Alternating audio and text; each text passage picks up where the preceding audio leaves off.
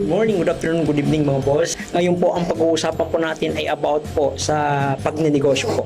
Pag tayo pinag-uumpisa sa pagnenegosyo, kailangan po maging matipid ka. Kasi pag hindi ka po matipid, ang mangyari po, pwede ka po malugi. So tandaan po natin, sa lahat ng kinikita po natin, 70% po pwede po natin idagdag sa ating puhunan and 30% pwede po natin gamitin sa pang-araw-araw na gastusin. Lagi po natin tandaan, dapat po maging matipid at iwasan bumili ng mga bagay na hindi mo naman kailangan.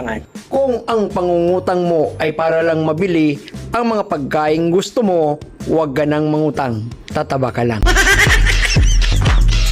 Ang ating kaibigan na si Nash, meron siyang page, napakabago. Ito yung aming, magkaklase kami dun sa aming content creation. Like kanyang ginagawa everyday or pinopost doon, ay ito ay nakakatulong sa pang-araw-araw natin.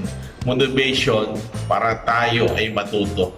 Yes. So, Nash Today. Yes. Good morning! Page ni Sir Nash, yung Nash Today, i-follow nyo na. Tapos lahat ng mga content nyo doon or mga ginawa nyo doon, share nyo na. Huwag nyo kalimutan mag-likes. Yes. So maraming salamat po, boss. Sa pangunguna ni Nash Today, samahan nyo kami sa aming mission para makatulong pa tayo sa